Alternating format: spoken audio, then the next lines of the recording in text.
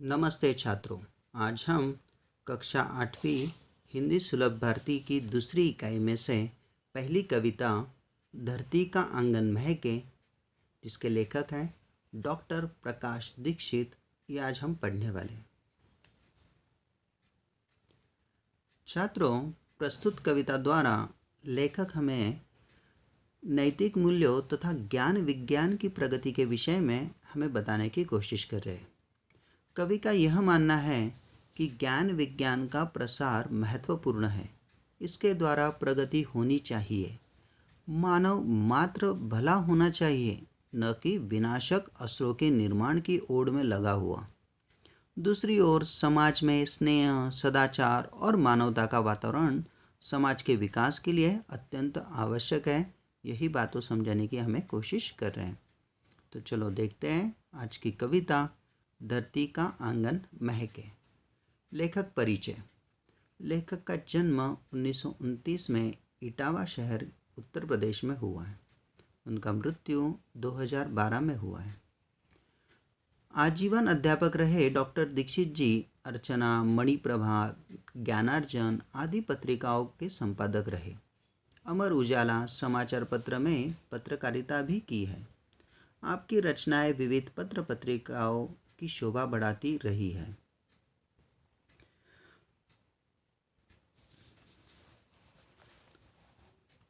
उनकी जो प्रमुख कृतियां हैं अर्चनांजलि, मंगलपथ, दोहावली, राष्ट्रीय स्वर, कविता संग्रह आदि। पद्य संबंधी। प्रस्तुत नई कविता में कविवर डॉक्टर दीक्षित जी ने कर्म, ज्ञान एवं विज्ञान की महत्ता स्थापित की है। आपका कहना है कि हम ज्ञान विज्ञान के बल पर भले ही आसमान को नाप लें, परंतु विनाशक शस्त्रास्त्र से मानवता को बचाना भी हमें आवश्यक है। यह तभी संभव होगा जब समाज में सदाचार स्नेह बढ़ेगा। तो चलो शुरू करती हैं आज की कविता। धरती का आंगन महके, कर्म ज्ञान विज्ञान से, ऐसी सरिता करो प्रवाहित, खिले खेत सब धान से। अभिलाषाएं नित मुस्काए, आशाओं की छाव में, पैरों की गति बंधी हुई हो, विश्वासों की राह में। शब्दार्थ हम पहले देखते हैं। धरती यानी पृथ्वी, महके यानी महकना, प्रवाहित होना यानी बहते रहना, बहना। सरिता का अर्थ होता है नदी। अभिलाषाएं यानी इच्छा, आकांक्षाएं।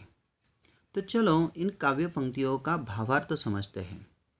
कवि कहते हैं धरती का आंगन महके, कर्म ज्ञान विज्ञान से, ऐसी सरिता करो प्रवाहित, खिले खेत सब धान से। अर्थात कवि कहते हैं कि संपूर्ण धरती यानी पृथ्वी का जो आंगन है वो विज्ञान से महके। कर्म यानी काम और ज्ञान यानी नॉलेज। ऐसी सरिता करो प्रवाहित, खिले खेत सब धान से। देखो छात्रों, सरिता का अर्थ होता है नदी। तो यहाँ पे कवि ये कहना चाहते हैं कि हमें नदियों की धारा इस प्रकार मोड़ देनी चाहिए कि हर खेत में फसल उत्पन्न हम कर सके। तो इन पंक्तियों द्वारा कवि विज्ञान से होने वाली प्रगति का पूरा लाभ इस धरा को किस तरह से मिल सकता है, इस बारे में हमें सूचित करते हैं।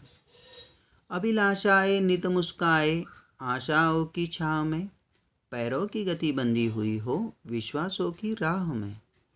देखो, मनुष्य जो आशा करे और जो भी उसकी अभिलाषा है, इच्छाएं है, आकांक्षाएं, वो सभी पूर्ण हो। हम सब आशाओं पे जीते हैं। तो जो भी हमारी इच्छा होती है तो हमने उसके लिए आशंकित नहीं होना चाहिए। वो आशाएं हमारी ज़रूर पूरी होगी। लेकिन पैरों की गति बंधी हुई हो, विश्वासों की राह में। तो हमें हमारे खुद के ऊपर विश्वास होना चाहिए कि जो भी हमारी अभिलाषा है वो हम मुस्कुराते हुए पूरी कर सके। इतना विश्वास हमें अपने ऊपर सदा बनाना चाहिए। अगली पंक्तियाँ। शिल्पकला कुमुदों की माला, वक्षस्थल का हार हो, फूल फलों से हरी भरी, इस धरती का श्रृंगार हो। चंद्रलोक या मंगल ग्रह पर चढ़े किसी भी यान से किंतु न हो संबंध विनाशक असुरों का इंसान से। शब्दार्थ देखते हैं। शिल्पकला यानी जो हाथ से बनाई हुई जो मूर्तियाँ होती हैं या जो भी प्रतिकृति होती है उसे हम शिल्पकला कहते हैं।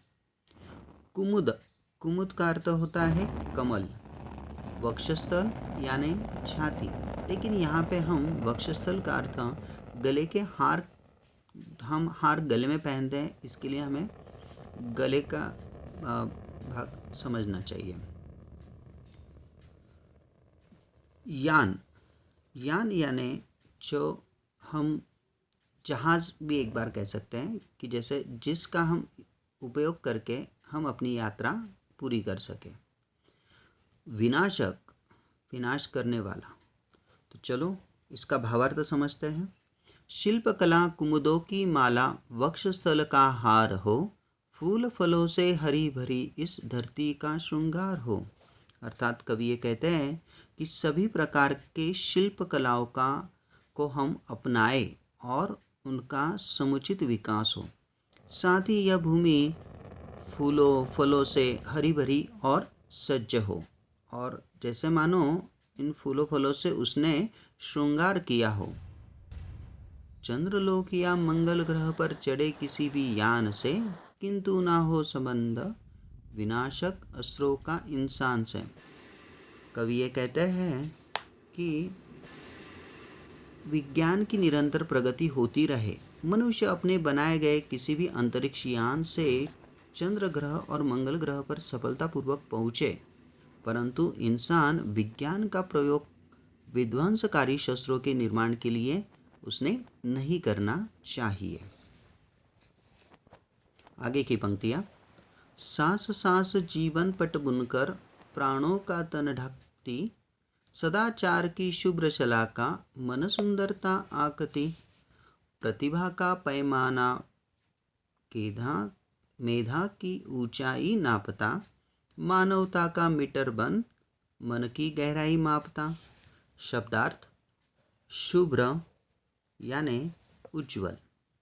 शलाका का अर्थ दोस्तों यहाँ पे सिलाई लिया हुआ है, लेकिन हम सिलाई बुनाई के लिए जो इस्तेमाल करते हैं सुई जैसी धामन जिसे कहते हैं वो यहाँ पे लिया हुआ है। आंकना यानी अर्थात अंदाज लगाना। पैमाना यानी मापतोल करना। मेधा यानी यहाँ छात्रों मेधा का अर्थ होता है बुद्धि। तो चलो इसका भावार्थ समझने की हम कोशिश करते हैं। प्रत्येक मनुष्य का जीवन मानवीय गुणों से सदाचार पवित्रता आदि से संपूर्ण हो। नैतिक गुण ही हमारी सुंदरता के परिचायक हो। हमारी प्रतिभा, हमारी मेधा यानी अर्थात हमारी बुद्धि, हमारा मानवीय व्यवहार हमारे चरित्र की परिचायक है। आत्मा को आवृत्त कर दे स्नेह प्रभा परिधान से, करे अर्चना हम सब मिलकर वसुधा के जय गान से। छात्रों शब्दार्थ देखते हैं। आवृत्त यानी ढका हुआ, परिधान यहाँ अर्थ है वस्त्र, वसुधा का अर्थ होता है धरती अवनी। इसका भावार्थ देखते हैं। सबके प्रति हमारा व्यवहार स्नेहपूर्ण हो।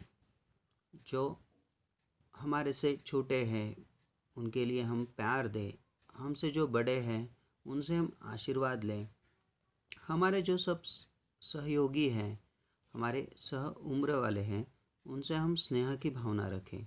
तो कवि कहते हैं कि सबके प्रति हमारा व्यवहार स्नेहपूर्ण हो, हमारी आत्मा स्नेह रूपी परिधान से सजी हो। हम सब मिलकर इस रत्न प्रसविनी वसुधा के गान गाएं, उसकी हम अर्चना करें, उसकी हम जय जयकार करें। Thank you.